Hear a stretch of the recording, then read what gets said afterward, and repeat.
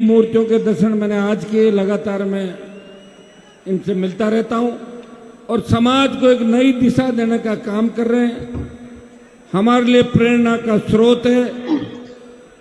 सर्दी गर्मी 24 घंटे जो जिन्होंने अपना पूरा जीवन आमजन को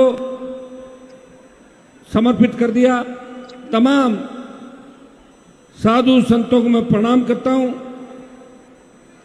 श्री दादू पीठाधिकारी श्री ओम प्रकाश दास जी महाराज, श्री रामधाम खेड़ापा गोविंदराम जी महाराज, श्री रामधाम शीतल से रामपाल दास जी महाराज, महंत श्री हीरापुरी जी महाराज, महंत श्री गोवर्धन दास जी महाराज, देवरी से हमारे रामदास जी महाराज, आप सबके लाडले जो भजन के साथ साथ राजनीति में भी बहुत इंटरेस्ट रखते हैं, प्रकाश दास जी महाराज, यहाँ बैरना के अंदर लगातार आप देख रहे हो लंबे समय से संघर्ष कर रहे लोकप्रिय रामरतन जी महाराज और तमाम संतगण सारे सारे, हमारे नागौर से भी सब पधारे आप लोग, तमाम राजस्थान से जितने भी संतगण पधारे, सम्मानित संतगण, किसी का नाम छूट गया तो मैं वापस दोबारा ले लूंगा, आप लिखवा दो इसके अंदर। तमाम संतगण आ गए, सारे सारे संतगण, सबको प्रणाम करता हूं। राष्ट्रीय लोकतांत्रिक पार्टी के हमारे पूर्व मंत्री बड़े भाई दिलीप चौधरी जी, खींवसर के पूर्व विधायक नारायण बेनीवाल, मेड़ता की पूर्व विधायक इंदिरा बावरी जी, बावड़ी के प्रधान राजू राम जी खोजा, हमारे राष्ट्रीय लोकतांत्रिक पार्टी का पूरा परिवार, आरएलपी का पूरा राष्ट्रीय लोकतांत्रिक पार्टी का परिवार, हजारों की तादाद के अंदर, लाखों की तादाद के अंदर पिछले 5-7 दिन से बैराना बचाओ और भजनलाल हटाओ के नाम से नारा देने वाले मेरे सोशल मीडिया के छोटे भाई, यहां उपस्थित मौजूद बुजुर्गों, नौजवान साथियों, मातृशक्ति मीडिया के मेरे छोटे भाई छोटी बहनें और तमाम प्रिंट मीडिया इलेक्ट्रॉनिक मीडिया के साथी जो जयपुर दिल्ली और यहाँ आसपास आए, मैं मीडिया के साथियों का धन्यवाद दूंगा कि लगातार लंबे समय से बैराना के अंदर 45-50 दिन से जो आंदोलन चल रहा है, इस अंदर आपने साधु संतों की बात को पूरे देश के अंदर दिखाया रखा और आज ये जो नजारा है इसे पूरा हिंदुस्तान देख रहा है कि भारतीय जनता पार्टी जो गाय और साधु संतों के साथ नारा देके, जिन साधु संतों ने तपती धूप, ठंड और भूखे प्यासे लंबे समय तक सेवा करके और राजस्थान में बीजेपी को स्थापित किया और मोदी की सरकार जिन्होंने बनाई, आज वो साधु संत गौ माता को राष्ट्रमाता का दर्जा नहीं दिला पा रहा है, आज उनसे गायों की गोचर के लिए दी हुई जमीनें छीनी जा रही है। और तो और बैराना धाम का इतिहास नरेना के बारे में तो मैं काफी जानता था और ये भी पता था कि नरेना के पास बैराना धाम है, लेकिन भाइयों जब मैं आया था और आने के बाद जब बैराना धाम ऊपर गया, दर्शन किए, निश्चित रूप से राजस्थान के अंदर आने वाले समय के अंदर धार्मिक आस्था के साथ बड़े पर्यटन का केंद्र कोई बन सकता है, वो बैराना धाम बड़े पर्यटक का केंद्र बन सकता है। और बैराना को बचाने के लिए राष्ट्रीय लोकतांत्रिक पार्टी तमाम राजस्थान के जवानों की, किसानों की फौज और दादूपंथी हमारे जितने भी भाई है, दादू दयाल जी को मानने वाले उनके भक्तों के साथ साथ तमाम राजस्थान की 36 कौम इस भैरवनाथ धाम के अंदर साधु संतों ने जो आंदोलन किया है, इस गौ माता की जो जमीन थी, किस तरह कोड़ियों के भाव प्रदेश के उप मुख्यमंत्री और उसके 3-4 साथियों की जमीन की कीमतें बढ़ाने के लिए जमीन आवंटित कर दी, फर्जी तरीके से आवंटित कर दी। मैं सरकार को चेतावनी देना चाहता हूं, जल्दी से इस आवंटन को निरस्त करें, नहीं तो ऐसा नहीं हो भजनलाल जी कि भैरवनाथ के चक्कर में आपकी छुट्टी तो होने वाली है, आज रात को सुबह छुट्टी हो जाए, इस बात का ध्यान रखें। आज हम यहाँ भाषण देने नहीं आए, ऐसा नहीं भाषण दिया जीवन दिए चल दिए। आज भजनलाल जी आपको सोने देंगे आराम से, आपकी पूरी सरकार को और राजस्थान की पूरी पुलिस को। अभी हम आह्वान कर रहे हैं, जब भाषण समाप्त हो जाएंगे महाराज से परमिशन लेके कूच करेंगे राजधानी की तरफ, इस राजस्थान की राजधानी को घेरेंगे और लोकतांत्रिक तरीके से मैं तमाम राजस्थान के मेरे भाइयों से आह्वान करता हूं, जब हम कूच के लिए निकले अपने अपने गांव से, पूरे राजस्थान के अंदर जिनके नजदीकी हाईवे सड़क जहां भी पड़ती है वो अपने अपने गांव से उस तरफ कूच करें। ये भजन, जब घी सीधी उंगली से नहीं निकलता है तो उंगली टेढ़ी करनी पड़ती है। और भजनलाल को तो वो उपाधि आप दे दो जो मूर्खों का सबसे बड़ा राजा होता, मूर्खाधिराज।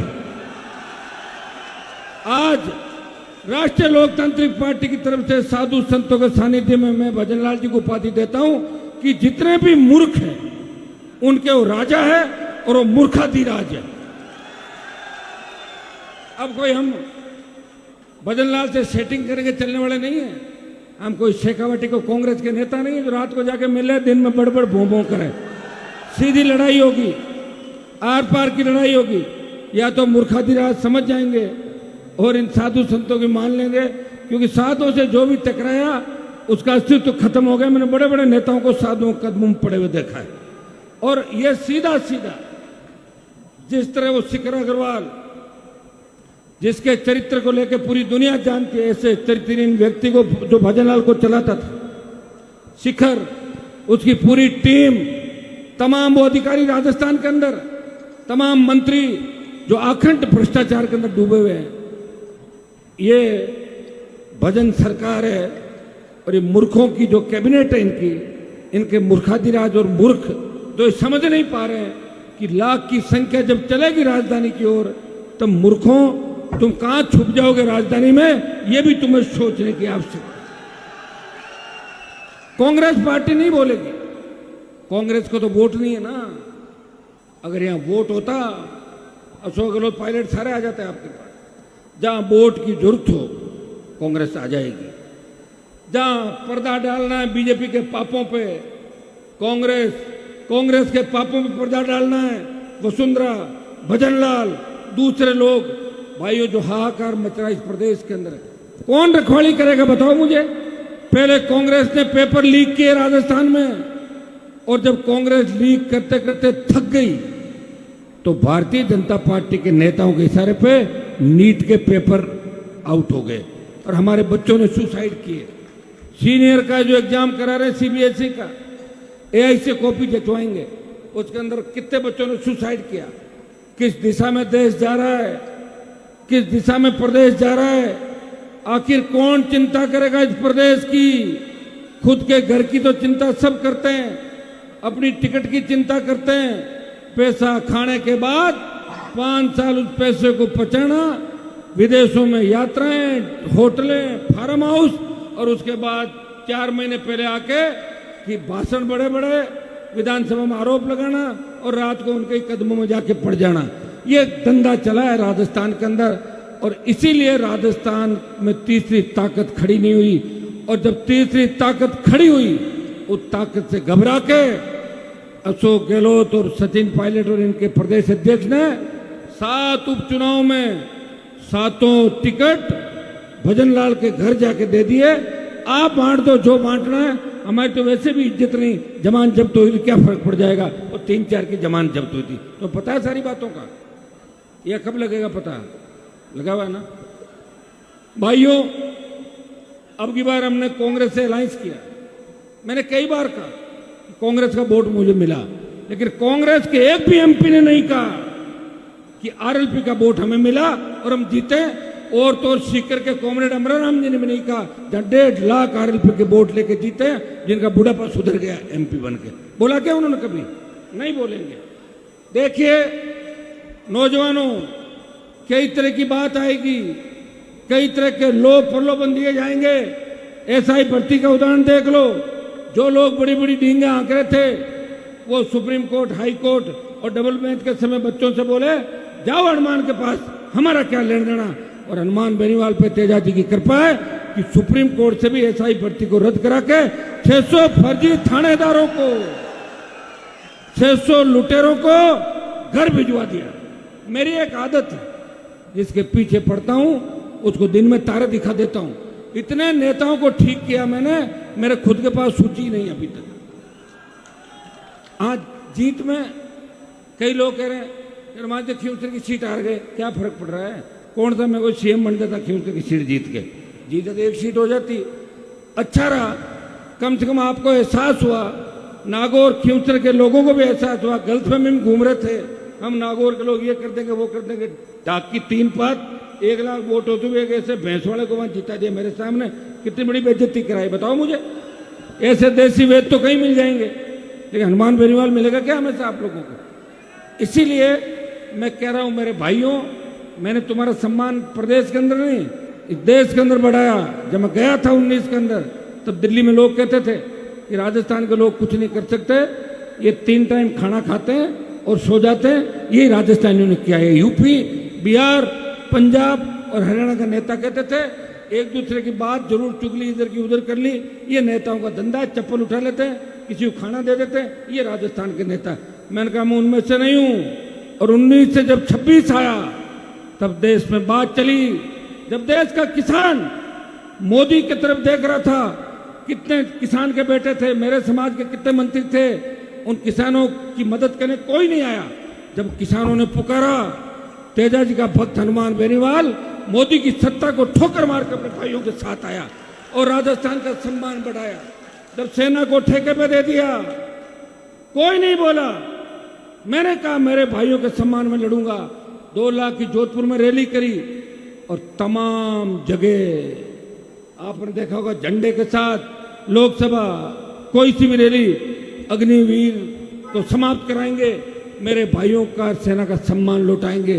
इस देश के अंदर सेना, पैरामिलिट्री फोर्स और पैरामिलिट्री के पुलिस के सादत देने वाले बच्चों की कोई अगर सादत की शहीद का दर्जा देने की बात करता है, नागौर का सांसद पैरामिलिट्री और मिलिट्री की पीड़ा समझता है। जब देश की पहलवान बेटी न्याय के लिए भटक रही थी, उन्हें न्याय दिलाने हरियाणा, राजस्थान, उत्तर प्रदेश के कांग्रेस, बीजेपी के हमारे समाज के नेता नहीं गए। अगर पहला व्यक्ति गया, तेजा जी का भक्त हनुमान बेनीवाल गया, उस बाहुबली के छक्के छुड़ा दिए और उसको चुनाव से वंचित करा दिया। भाइयों, आवश्यकता है राजस्थान को बदलने की। मुझे पीड़ा होती है।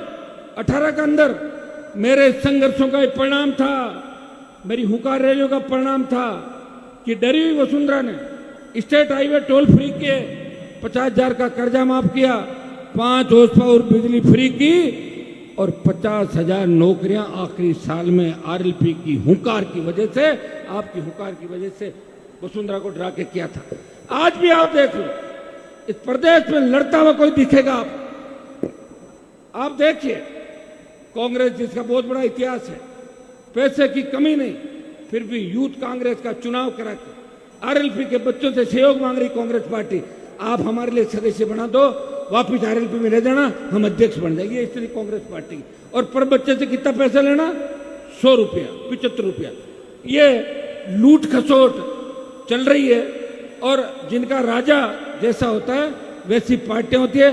और कांग्रेस के राजा यहाँ तो 4 है और रानियां कितनी मुझे नहीं पता, लेकिन दिल्ली में भी राजा इनका समझदार नहीं कांग्रेस का। इसीलिए मोदी की सरकार आ रही है। बंगाल में खाता भी नहीं खुला था, खुला था क्या कांग्रेस पार्टी का? 0। ऐसे 20 स्टेट होंगे, 0 0 0 0 0। इसलिए तो हमें भुगतना पड़ रहा है मेरे भाई। दुर्भाग्य से मैं इनके साथ खड़ा हूं।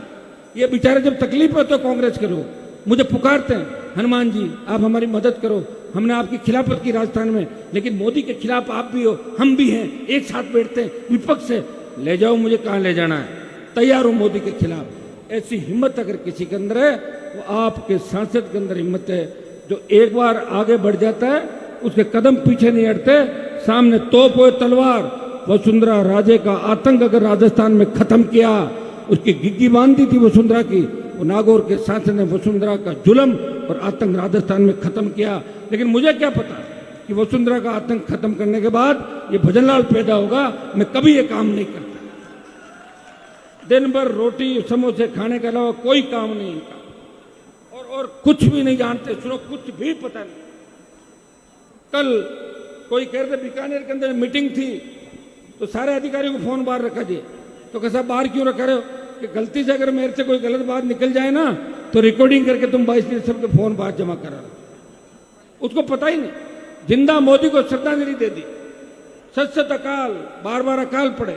ये पनौती है राजस्थान पे, ये जहां भी जाएगा बर्बादी करेगा। अब तो पीछा छोड़ो भजनलाल जी, पूर्व मुख्यमंत्री बन गए, कहीं और जगह पकड़ो, लंबे समय तक नहीं रहोगे। साधु संतों का शराब मत लो, नहीं तो और बीमारियां लग जाएगी, 2-3 पहले से ऑलरेडी लग रखी है आपके, ठीक है। तो इनके सम्मान में अपनी ये जो पुलिस तैनात की है ना, ये तो जब मैं कूच करूंगा तो आगे आगे हो जाएगी आपकी राजस्थान की पुलिस, ठीक है ना। दिमाग से कोई कचरा है ना, वो कचरा निकाल दो दिमाग से, राज नहीं करने देंगे आपको।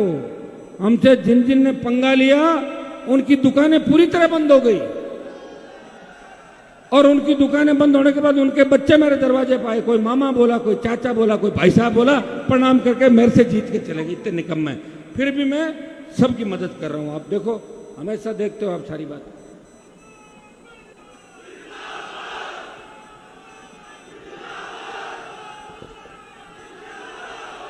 आज बंगाल के अंदर मैं एक बंगाल के मुख्यमंत्री का बयान पढ़ रहा था, वो बोला कि 14 साल बाद गाय की कुर्बानी दे दो।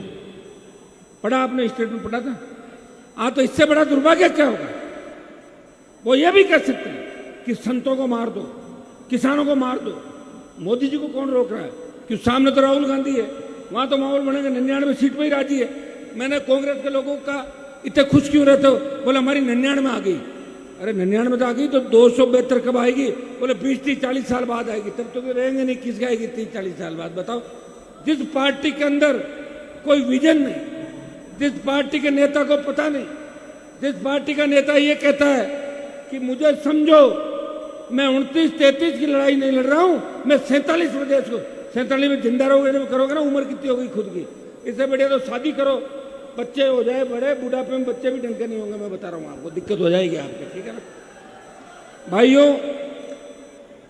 आज जो बैराना से हुंकार हम लोगों ने भरी है, उसके बाद अगली हुंकार रामगढ़ बांध को ठीक करने की होगी।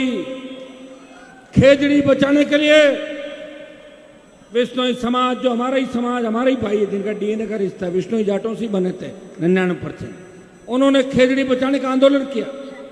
लोकसभा में मैंने 15 लोगों के हाथ में खेजड़ी का पकड़ाया, मैंने कहा आप धरना दो, तो कई लोग तो खेजड़ी के बारे में जानते ही नहीं। मैंने कश्मीर के सांसद को पकड़ा दिया, वो कह रहे खेजड़ी है खिचड़ी है। मैंने कहा खिचड़ी नहीं, खेजड़ी है महाराज। तो बोले लाओ पकड़ा, तो मैं आपके साथ खड़ा हो जाता हूं। फिर भी हम खेजड़ी के लिए लड़ रहे हैं। सरकार ने क्या किया, एक मंत्री को भेजा, वो दलाल जाके क्या बात करके आया, ऐसी की तैसी कर दी। विधानसभा के अंदर बात भी नहीं चली कि खेजड़ी के लिए कोई कानून लाया जाएगा।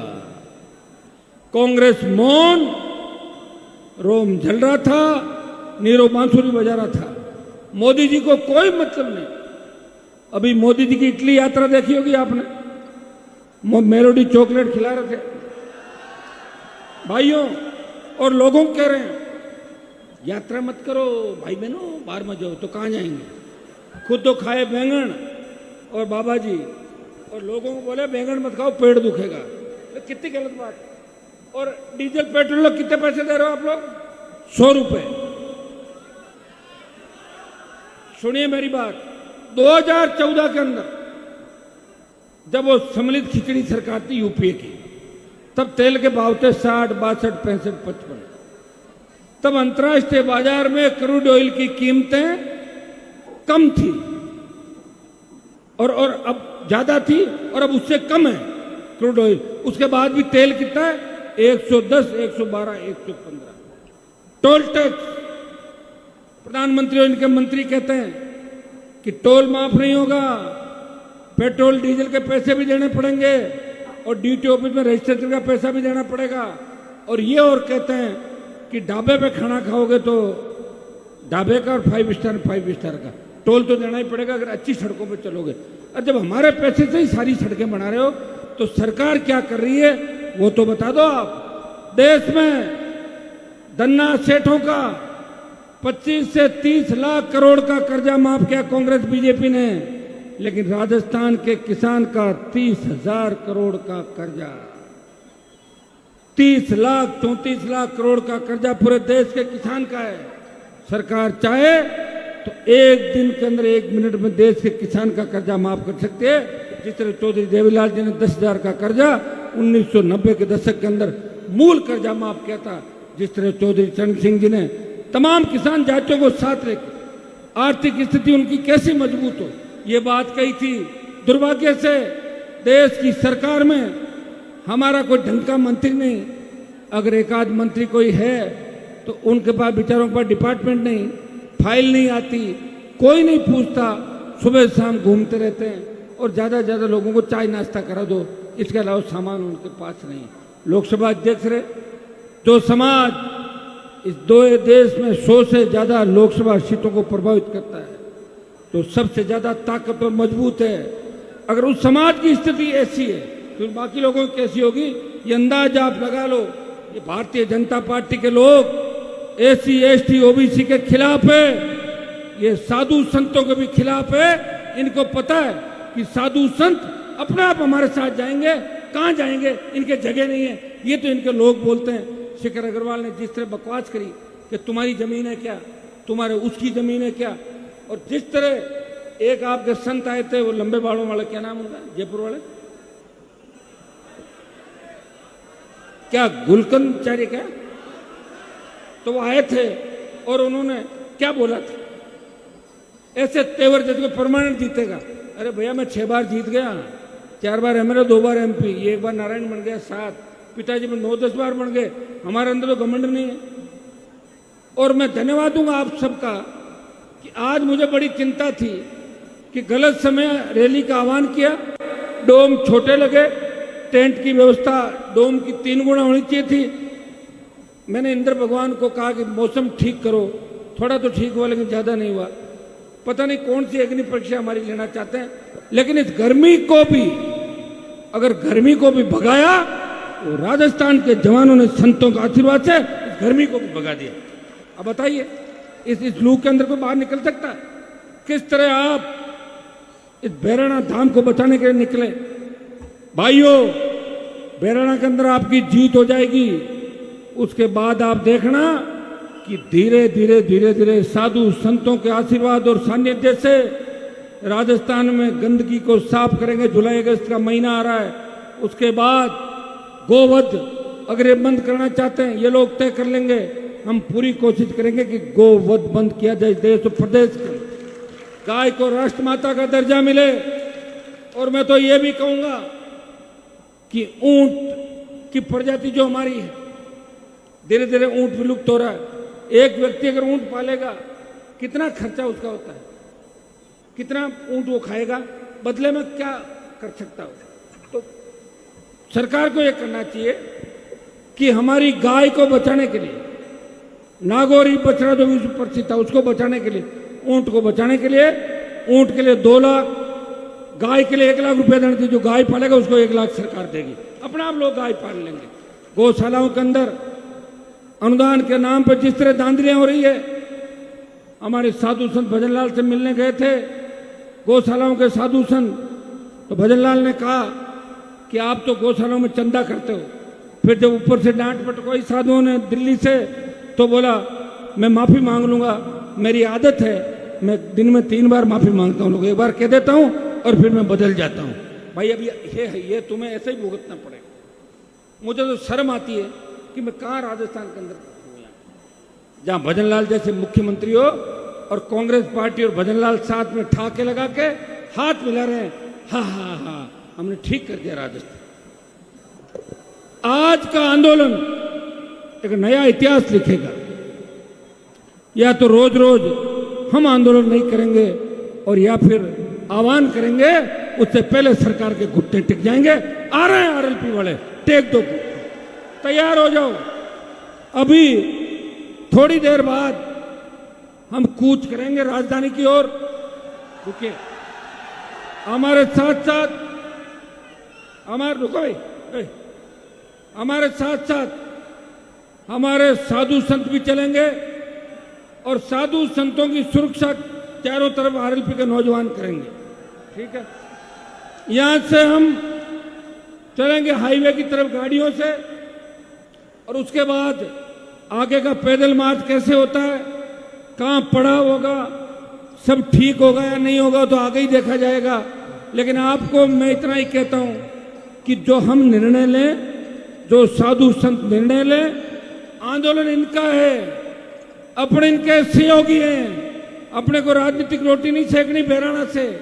मुझे पता है लाखों की तादाद में बच्चे किस तरह गाड़ियों के अंदर तेल डलवा के 5-10 हजार का खर्चा करके प्रत्येक बच्चा आया साधु संतों के सम्मान के अंदर, कि साधु संतों का सम्मान रहना चाहिए, बहराना बचना चाहिए, पर्यटन स्थल बनना चाहिए और नदी नाले बचने चाहिए।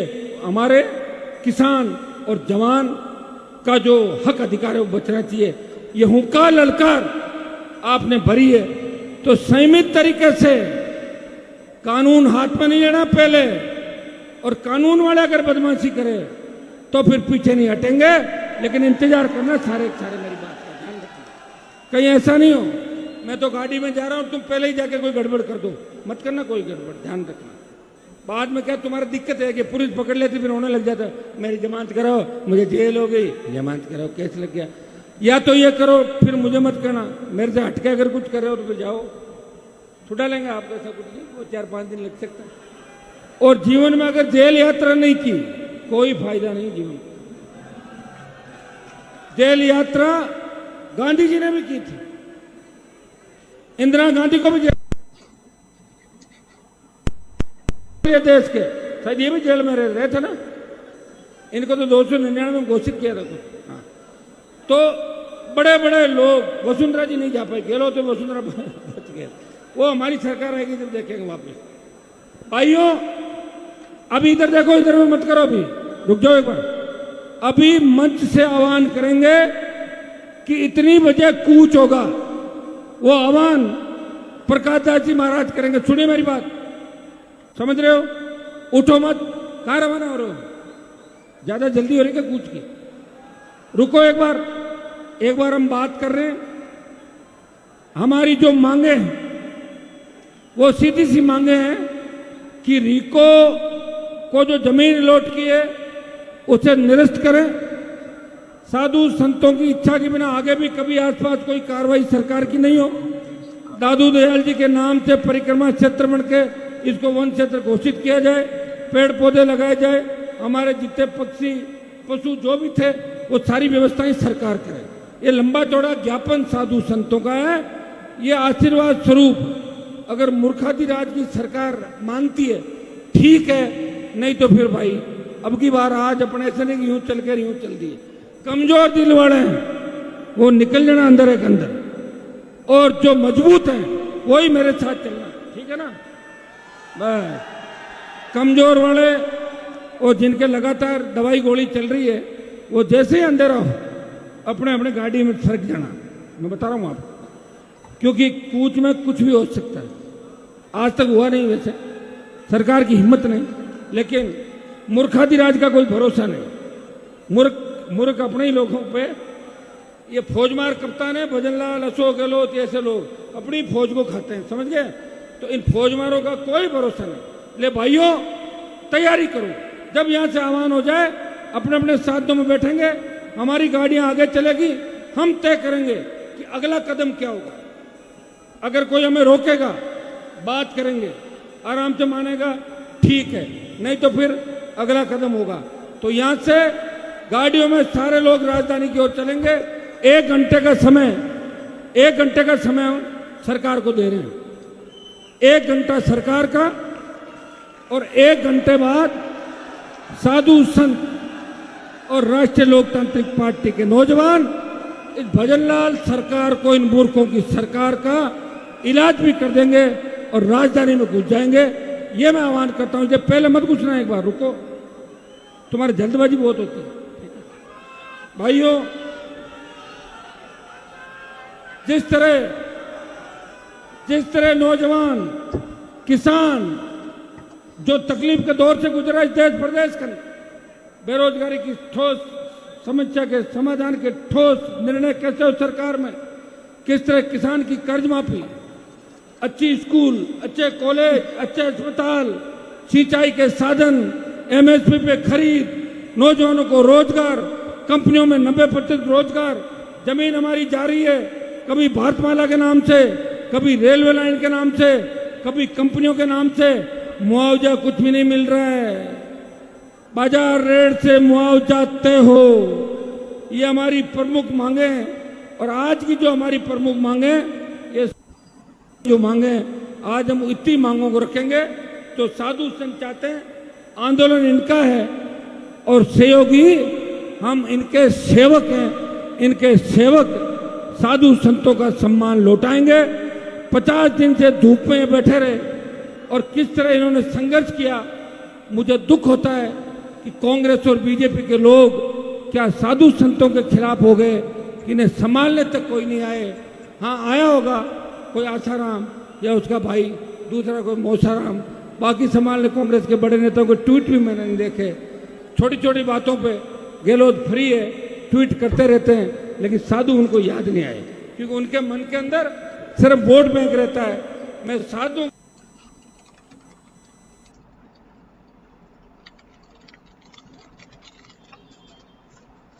भी लड़ रहा हूं और तमाम उन जातियों के लिए, तमाम उन धर्मों के लिए जहां भी अन्याय अत्याचार होगा, हनुमान बेनीवाल इस राजस्थान के प्रत्येक धर्म संप्रदाय, जिस तरह दादूजी महाराज ने सारे पंथों को एक किया था, समन्वय किया, हनुमान बेनीवाल राजस्थान के नौजवान को सत्ता में उसकी भागीदारी दिला के सिंहासन पर उसका जब तक कब्जा नहीं हो जाता, अपने भाइयों के लिए, छोटे भाई को लड़ता रहेगा, किसान का सम्मान बढ़ाएगा, कौम का सम्मान बढ़ाएगा। सारे सुन लेना, सिर्फ बात यहां से हम आह्वान करेंगे, हर आदमी सुने मेरी बात को। 1 घंटे बाद आह्वान होगा, राजधानी की तरफ कूच करेंगे। रुको, कूच का मतलब समझ गए? अपन बढ़ेंगे राजधानी की ओर। आगे राजस्थान की सरकार क्या कदम उठाती है वो आगे देखा